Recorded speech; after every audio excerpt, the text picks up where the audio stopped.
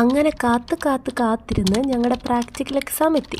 ഒരുപാട് കാത്തൊന്നിരുന്നില്ല, സാധനം പെട്ടെന്ന് ഇങ്ങെത്തി. ഈ പ്രാക്ടിക്കൽ എക്സാം കൂടി കഴിഞ്ഞ് ഞങ്ങളുടെ 5ാമത്തെ സെമ്മാണ് തീരണത്. രാവിലെ 8:15 വരണമെന്ന് പറഞ്ഞുകൊണ്ട് 6:45 തന്നെ ഞങ്ങൾ എനിക്ക് റെഡിയായി. 8 മണിയായപ്പോഴേക്കും ഞങ്ങൾ കോളേജിലെത്തി. പെട്ടെന്ന് എത്തിയത് കൊണ്ട് തന്നെ വരുന്നവരെയും പോകുന്നവരെയും നോക്കിയിരിക്കലായിരുന്നു ഞങ്ങളുടെ പരിപാടി. കൃത്യനിഷ്ഠത ഇച്ചിരി കൂടുതലാണ്. പ്രാക്ടിക്കൽ എക്സാം ആയതുകൊണ്ട് വലിയ ടെൻഷനൊന്നും ഉണ്ടായിരുന്നില്ല. എല്ലാവരും എത്തിയപ്പോഴേക്കും ഏകദേശം 8:45 9 മണിയായിരുന്നു. അങ്ങനെ കുറച്ചു നേരം വെറുതെ ഇരുന്ന് പഠിച്ചതൊക്കെ ഒന്ന് റിവൈസ് ചെയ്ത് കുറച്ചു നേരം വെറുതെ സംസാരിച്ച് ഇങ്ങനെ ഇരുന്നു. പതിവില്ലാതെ നേരത്തെ എണീറ്റുകൊണ്ട് തന്നെ ഞങ്ങൾക്ക് രണ്ടുപേർക്കും നല്ലോണം ഉറക്കം വേണ്ടായിരുന്നു. ഇതൊക്കെയാണ് ഞങ്ങൾ ഈ 6 മാസത്തിൽ എഴുതി കൂട്ടിയ സാധനങ്ങൾ. ഒട്ടും എളുപ്പമല്ല, നല്ല കഷ്ടപ്പാടുണ്ട്.